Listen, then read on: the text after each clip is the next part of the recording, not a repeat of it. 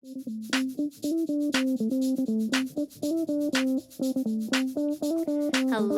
and welcome back to Running on Pixie Dust, my podcast and YouTube series. I am your host, Annika, and I am running the Dopey Challenge 2023 for the very first time. The 5K, 10K, half marathon, and full marathon in 4 consecutive days.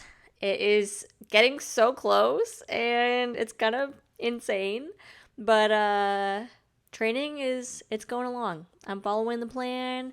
We're sticking to the training, even though I got behind on some of my podcast. We're still here. We're still doing the behind the scenes and all of that, even when I don't always post about it. And if you're watching on YouTube, I'm sorry if you can see my dog Cinnamon. She is building her little nest in her bed nearby, but it's fine. And if you're not watching on YouTube, then you don't get to see cute little Cinnamon, so I guess you're missing out.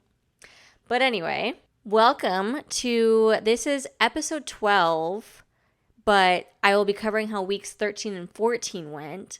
All of these numbers are getting like completely jumbled, but it's fine. It's fine.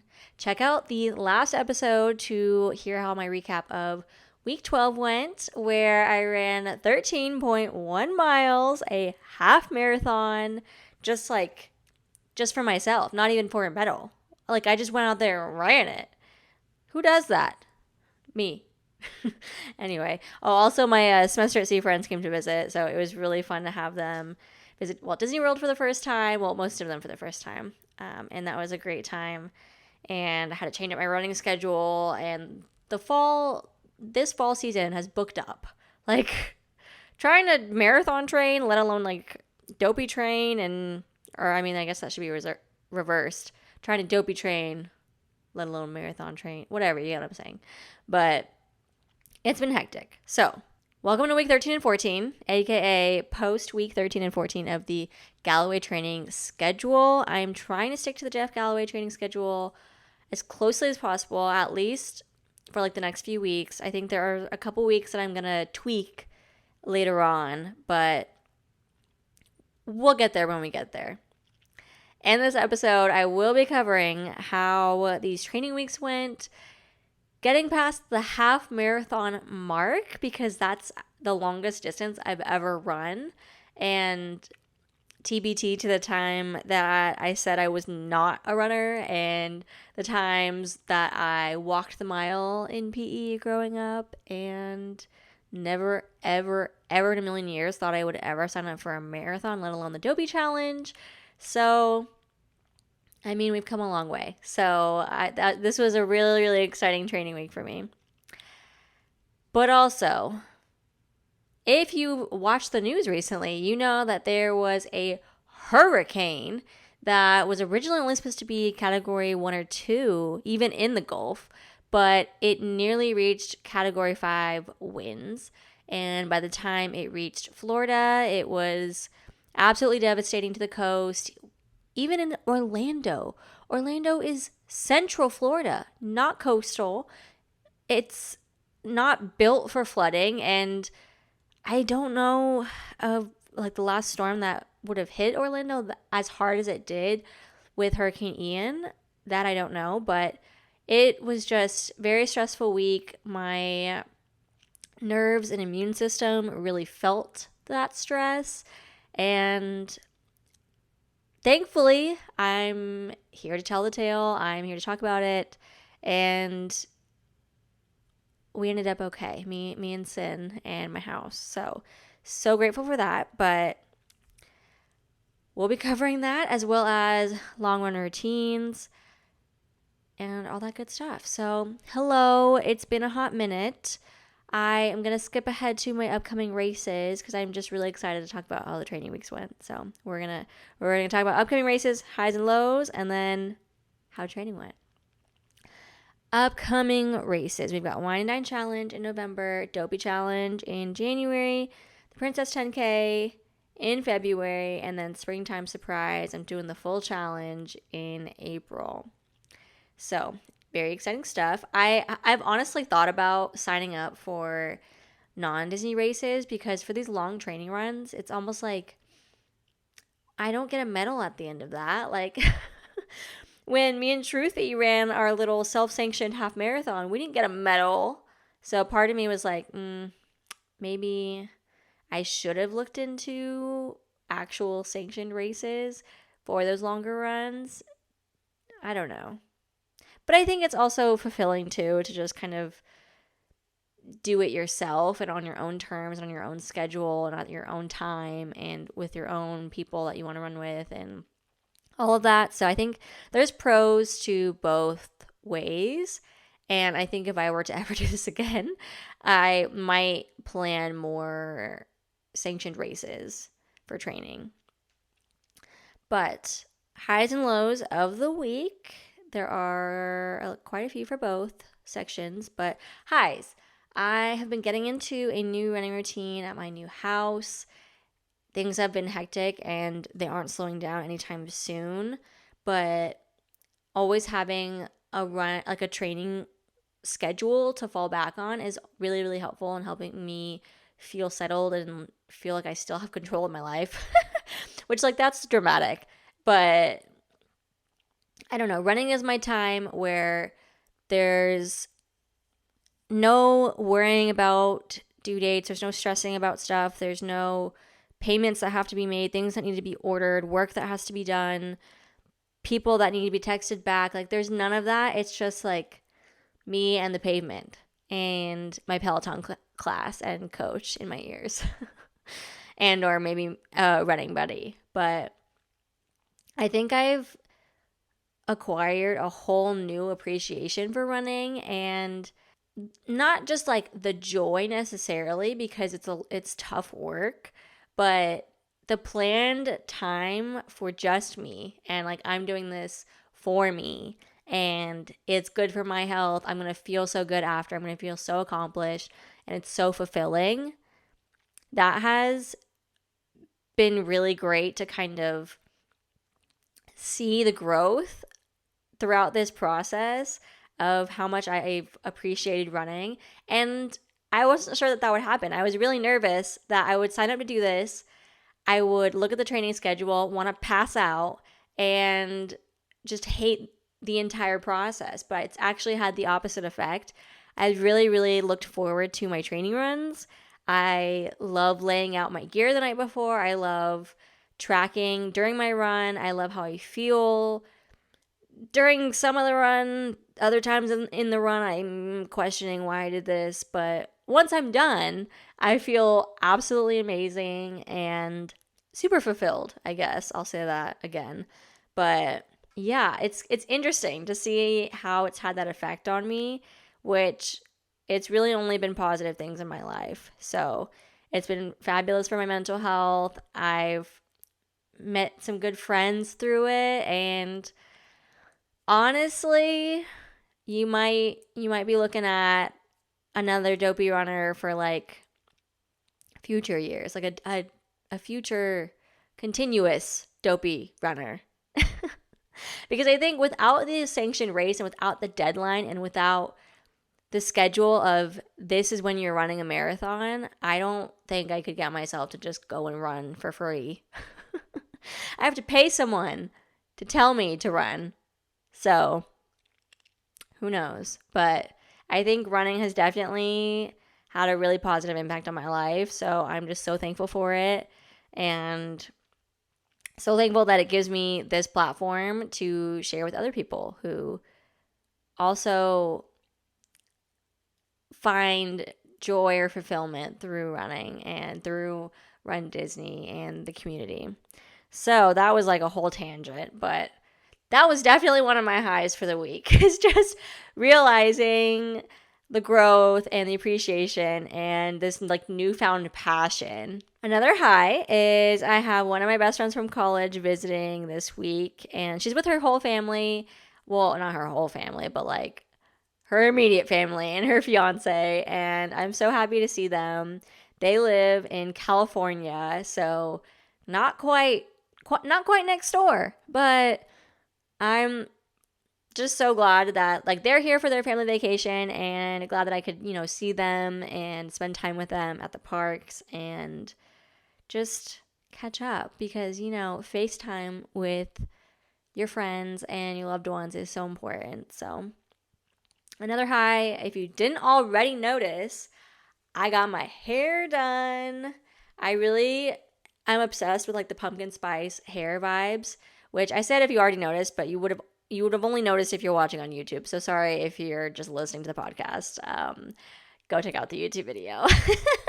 But I was really loving the pumpkin spice hair trends that are going, which it's basically just like redhead. It's, I guess, auburn coppery. It's like a darker orange almost.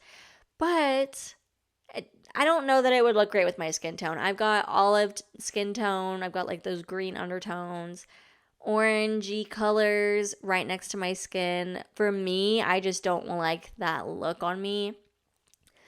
And I don't know that it really goes. But we found a way around that. I kind of went with like darker tones and some like copper undertones. It's kind of hard to see in this like lighting. At least I can't really see in the viewfinder of my camera like how well it's picking up any of the color. But it's definitely a lot darker, and it's got a lot of like different colors mixed in there. So I really wanted to change it up for fall. I was just like in the needing like a really big change in my hair, and it was just so blah for me. So I was like, you know what? Perfect timing. Let's go a fall route. So I'm really happy with it and really excited for the change. And honestly, it was motivation to like pick up the camera and record the podcast because I was like, oh, look, my hair's done. Like, so we have that going for us. But my final high is with this week's training run, I've run the farthest that I've ever run in my life. So very, very awesome and exciting week training wise. Moving into my lows though, I have been literally so busy. Like every time I come on here, I'm like, guys, I'm exhausted. Guys, I'm so booked and busy. Like I'm tired. Like I have to make time to put away laundry. But realistically, it's a lot of social energy, and the social calendar for fall really, really booked up this year. I don't know how that quite happened, but I mean, all fun things, all exhausting things. I really need to slow down, and I think I need like 7 business days to just sleep and do nothing and recover, but it's fine. It's all fine. Moving right along to my final low. Obviously, Hurricane Ian. I am thanking my lucky stars that my house is okay. My new house that I just bought and just moved into. And thankfully, it was not in a flood zone. And I think my area where I'm at it's pretty like raised up. And I was just really nervous. I had neighbors putting sandbags at their doors, and I was like, I have never been through a hurricane ever. If you don't know, I was born and raised in California where it doesn't rain, and we didn't have tropical storms. So after living in Florida off and on, for some reason I was always out of town when hurricanes were hitting, or like I'd moved already. Like I had coincidentally never been in town for any of the storms or hurricanes, like thankfully, and all had been okay. But now being a homeowner, going through my first hurricane, I was so stressed. Like at first, everyone is like, whatever, it's just going to be a storm. And of course, you talk to any Floridian, they're like, yeah, whatever, it's just a storm. Like, it's just a Saturday. Like, okay, it's just another Wednesday or whatever. Like, yeah, I got my case of beer, I'm good. Like, what else do you need?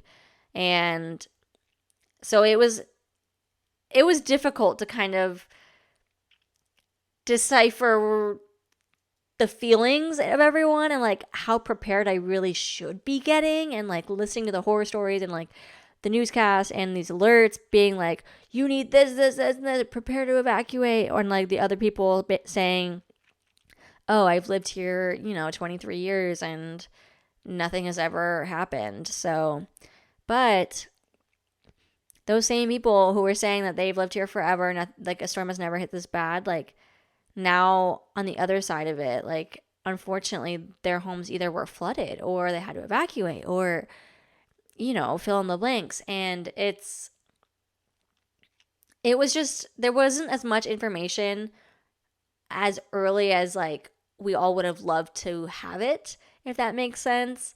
The storm was changing so abruptly, and maybe it wasn't abrupt, it felt abrupt to me when I was learning the information about it.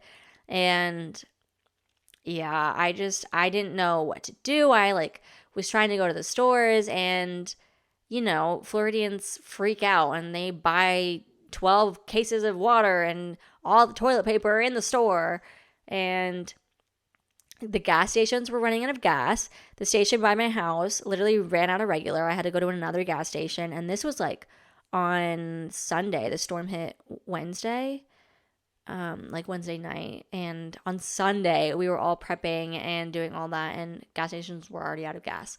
So that was really scary. That's when it actually hit me. And I was driving around and I was like, crap. Like, people are actually freaking out, which in turn makes me freak out. But like, if everyone else is freaking out and already taking stuff, that means like I gotta go and get stuff while there might still be stuff to get.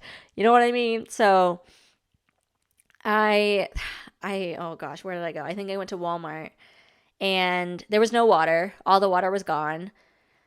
Thankfully, I already had a couple cases of water from like other times I had stocked up, and it wasn't even for like storms or anything. I think I just stocked up. And so I wasn't stressed about not being able to buy water. I was stressed about prepping my house. Like, I don't know, how do you get sandbags? Like, can you just buy those at Lowe's? Like, I don't know.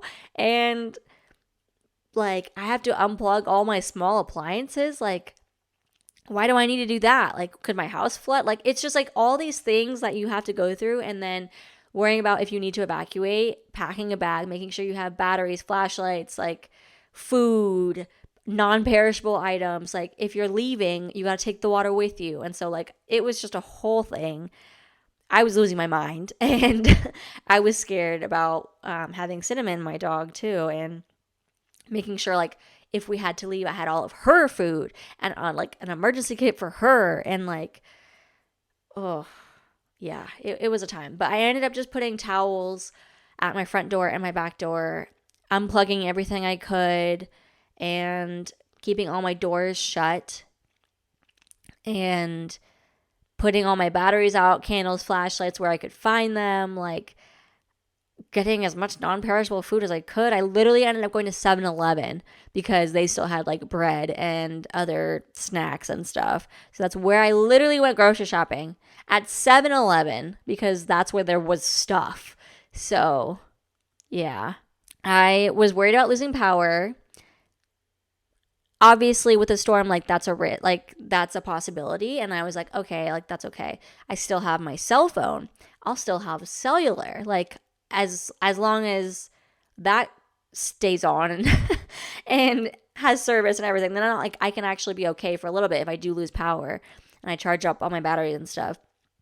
But before the storm even hit, my phone went into no bars, no service. It went into the SOS mode, where I think you could only make an emergency call if you had to. And so that was what the last straw was for me. Because if I lose power, I lose Wi-Fi, and then I lose all service to the outside world. It's just me and Cinny, and I have no way of letting my family know, like, I'm okay or what.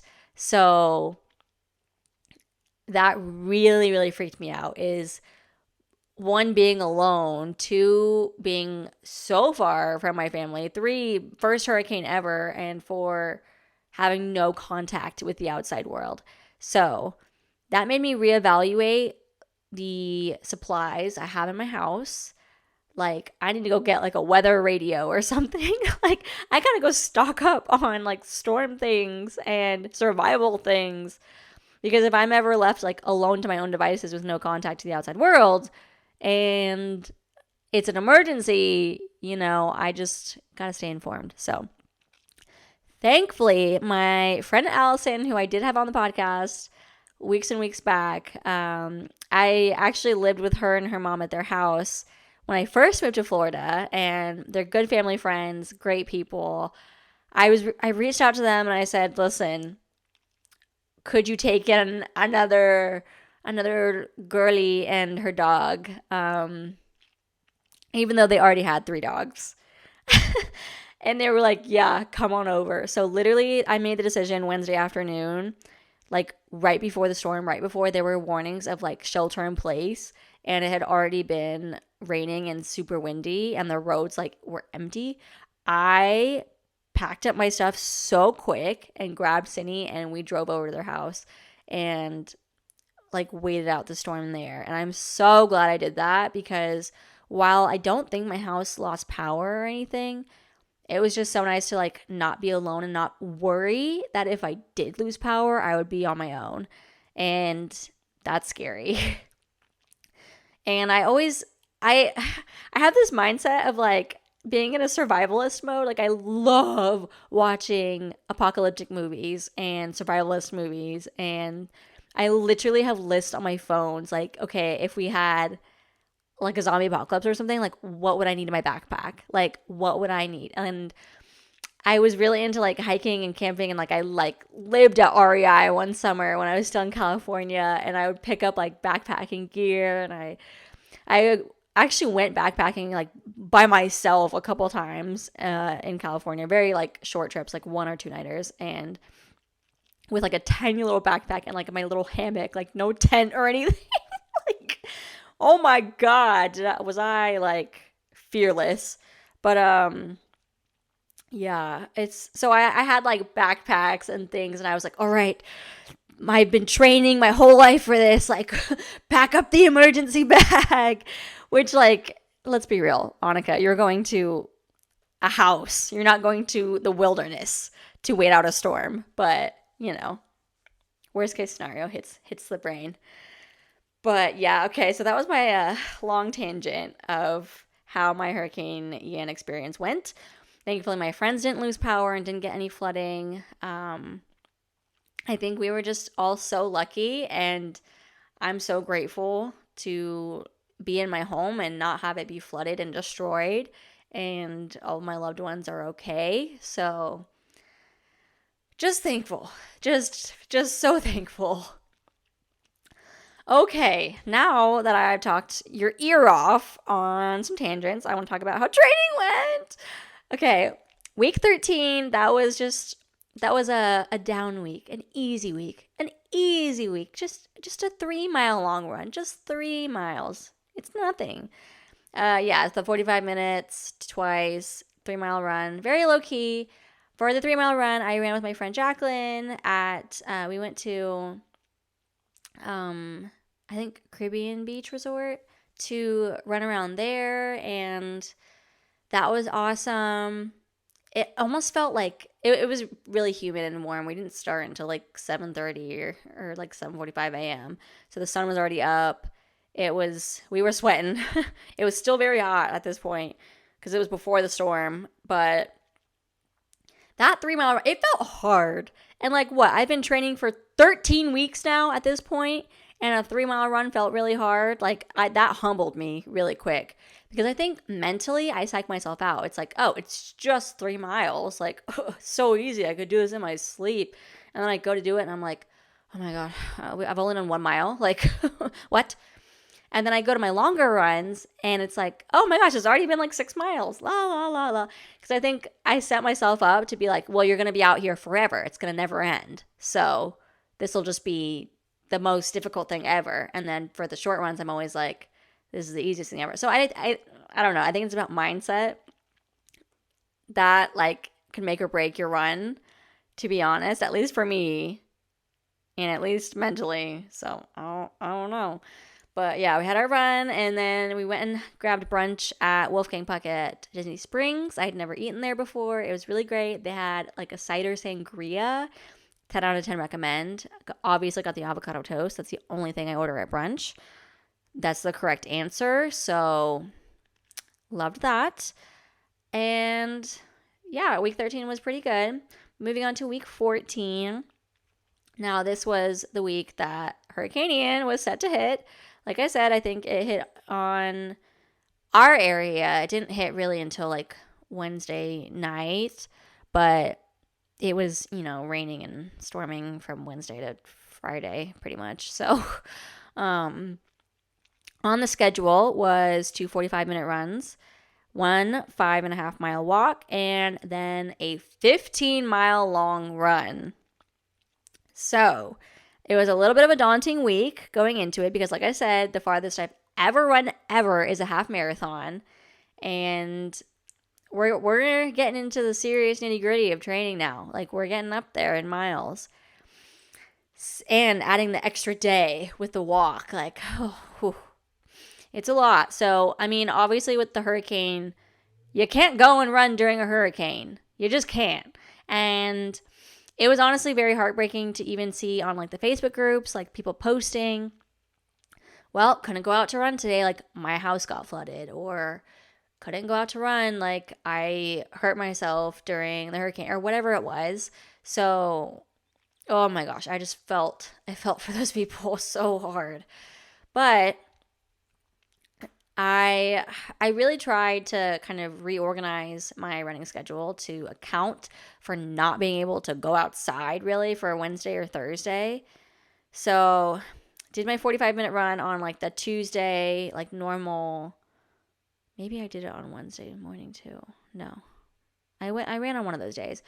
And then I just kind of like rescheduled the other things. I think by Friday, the storm had passed and I had come home.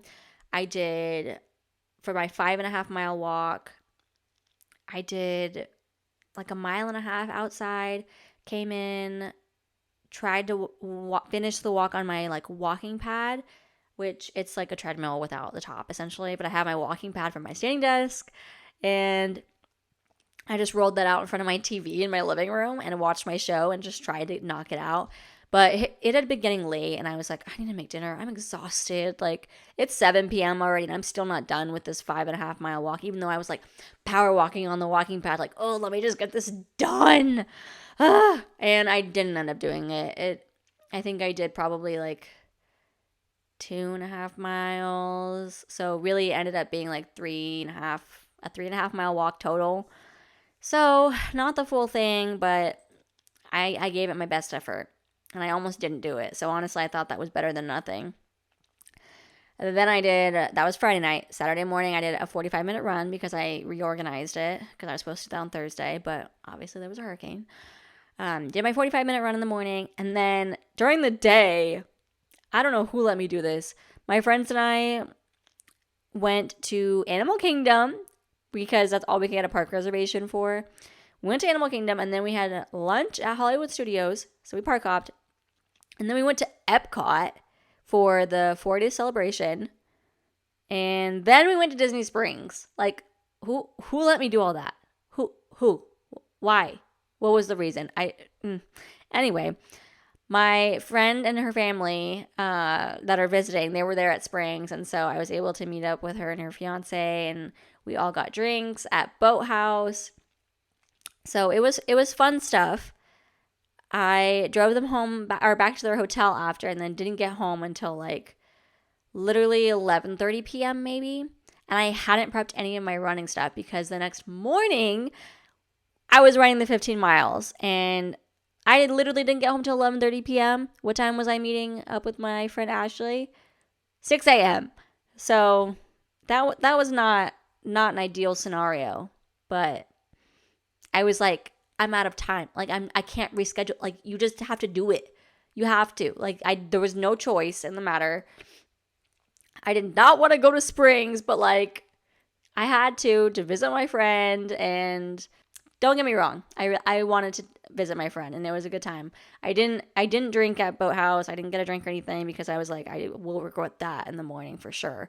So you can go, but just don't drink and have a cutoff time, which we did. My other friends were like still there, and that's what happens when you're training for a marathon. You got to say no to things. You got to cut things short. You got to rearrange your plans, and you have to decide your priorities. So yep, left early while all my friends were still having fun, and I had to go home, go to bed, and get up and go run. So what a privilege that is. Anyway, I met up with Ashley, who I've also had on the podcast, and she's done Dopey before. She had a great episode. You should go check that out. I think it was like week 3 or something like that, but yes, me and Ashley met up and decided to do the 50-mile run together because I don't think either of us wanted to do that alone. And that just doesn't sound fun by yourself. And well, we've both done like so many runs by ourselves. It's just like longer runs are so much better with a running buddy, especially someone who is on like the same page as you and most importantly the same pace, which we are. So that was great. It was the farthest I've ever run, and I will say, because this was a big accomplishment for me. It was, and you guys know I get way too personal on this podcast, so plug your ears. But especially, I was on day 1 of my period. Day one, and I got up and ran 15 miles. Like, I really thought I deserved a round of applause for that, because you guys know I'm a complainer, and man, do I have painful monthly periods. Like, I call out sick every month because it's that bad and I just can't do anything. But I forced myself to stick to the schedule, get up and run on day 1, and also with minimal sleep. I think by the time I got to bed after prepping all my stuff, I got like 5 hours, which to some people that is a lot, but I'm a little princess who needs like 8 to 9 hours minimum. And I usually will plan accordingly because I know myself. I will be grumpy and I will not survive the next day. Like, I need sleep. I cannot function without sleep. And especially for Run Disney races, like, I will literally take melatonin at like 7 p.m. or like, realistically it's more like 8:30. But I try my best to get as much sleep as possible because I know I will be a gremlin and my head will hurt. I will not be able to function without sleep. It's serious. But anyway, we did run walk. We tried to stick to 90 seconds running, 30 seconds walking to just keep us on track, which, we stuck to loosely. I had my Runkeeper app going and we had the intervals going, but we did walk over a lot of the intervals when we needed to. So we just listened to our bodies, and I think as long as we weren't going above 16 minutes, like, we were okay. And I think our quickest mile was probably like around 11 minutes. I should really go look at the splits for that. I didn't look at them very closely. And our slowest mile was probably just over 15 minutes. So that was a little stressful because we got to stay under that 16-minute mark, and I don't really want to be anywhere near it, to be quite honest, but it is what it is. That was like, it was okay for training. We did have perfect weather, I will say. Obviously, we'd want them under better circumstances, but, the hurricane really took away the humidity and the heat right with it. And it was pretty cool out. We started probably like by like 6:30, and it was really, really dark when we started. So we wanted to get as far as we could while we didn't have the sun being down on us. But funny enough, I actually packed too much water because I was so afraid. Because back weeks and weeks ago when I ran the 11 miles and I filled up my 1.5 liter Camelback vest, I ran out. Because I think it was so hot and humid that day that I ran that I was just sucking the water down. And now I think subconsciously I've been like, I ration it a little bit more. I'm like, oh, don't take too big of a sip. Like, don't run out. And I just don't run out now. Even though I packed an extra water bottle. I packed 2. I packed a big one in my like backpack part of my vest, and then a little one in like my front part of my vest in case someone like poured on my face or my head or something, because it really helps cool me down. But yeah, I didn't use that second bottle at all.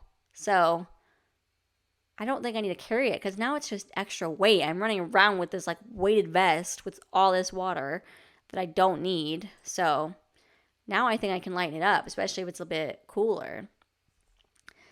And by cooler, I think it was probably in the 60s when we started. Which for Floridians, after it being 90, like that is significant. Like it was chilly, but it felt good also once we had started running. It was perfect.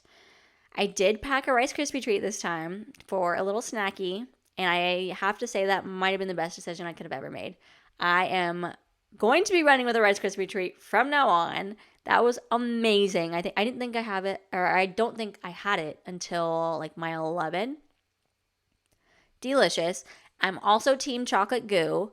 I only had one this run when I packed a second one just in case, but I ended up not being that hungry on this run. And I don't know if that's just because I was on my period or like what. So I don't know what it was. But I also popped 3 Advil before my run, which I do before every long run because I'm a grandma and I don't like pain.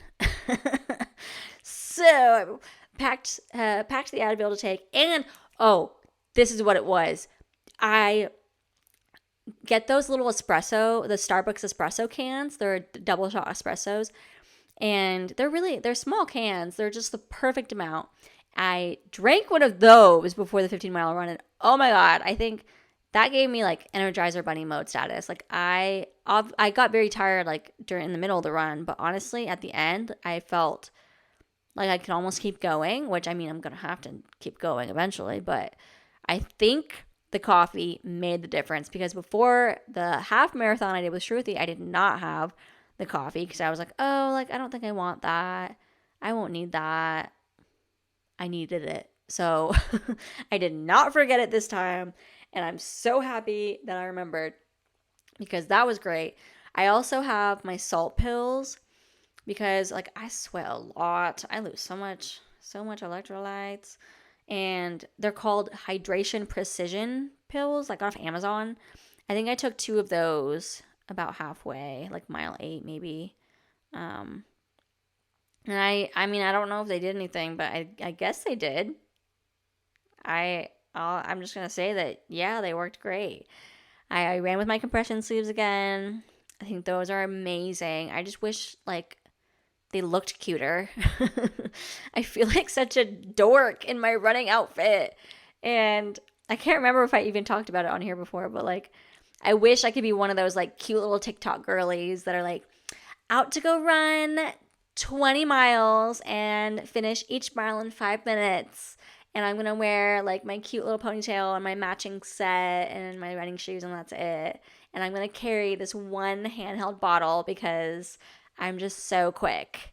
And like, okay, no hate to those people. No hate. I am jealous. I am so jealous of those girlies that are like, let me just go run real quick. I'll be back in like 5 minutes.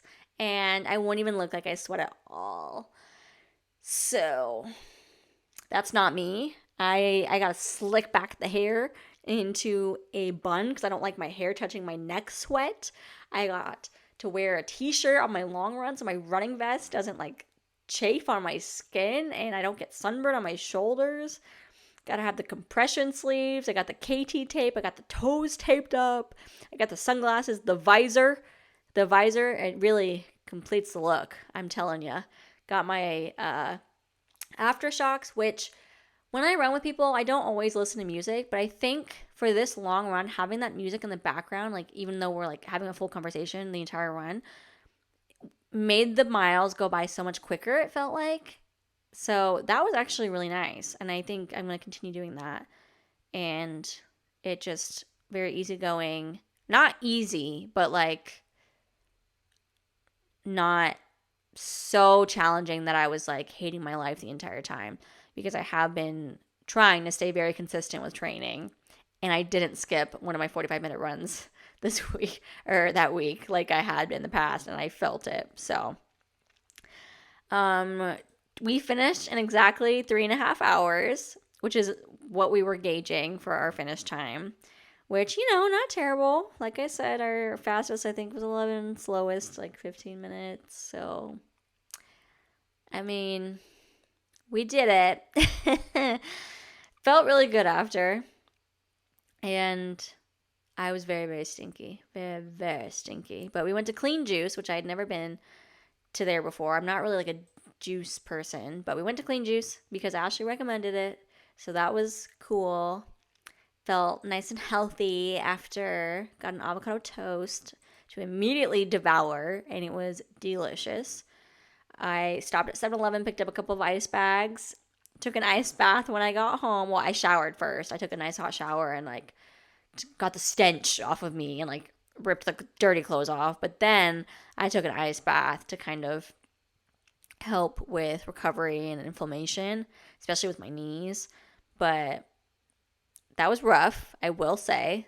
I was screaming on my way down into that water, but it must have helped because I wasn't dying too bad. I think I was really only fatigued from my period and then the lack of sleep and then just like the energy exerted, but my body actually felt kind of okay. I didn't really stretch after like I should have because I wanted to just jump in the shower, get in the bath, and then literally take a nap because I had to get right back up and get ready and go meet my friends at Universal because they were doing their one night at Halloween Horror Nights. And so they had like their one night ticket and we were going to do Stay and Scream, which if you don't know what that is, that's when you stay at the Universal Park when it closes and then you wait for Halloween Horror Nights to start and you wait in a Stay and Scream zone where you can line up for the houses and like go right in right when it starts.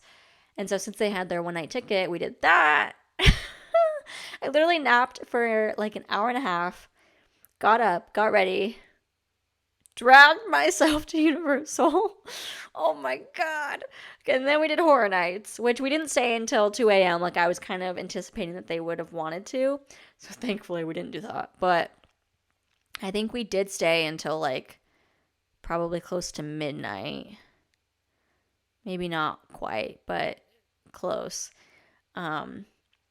And yeah, I mean, but honestly, I think it was really good to get up and keep walking because that helped break up a lot of the lactic acid in my muscles. And I think really helped with soreness, to be honest. It was really tough getting up and getting ready for that, but I did it. I looked at my watch at the end of the night and I had over 50,000 steps that day. So, yeah, that was rough. Monday morning, that was terrible. Still had to work, but thankfully I worked from home, so made the long commute down my hallway and tried my best to be alive. But overall, honestly, successful week 13 and 14 of training runs. Felt really good. It's kind of scary how now that we've reached these long runs that we got to stay up there now. Like, oh, you mean I have to do this again? I have to do this again? Well, all right. With that, I will move on to my final segment, by the numbers. Countdowns from the posting date, which is October 6th.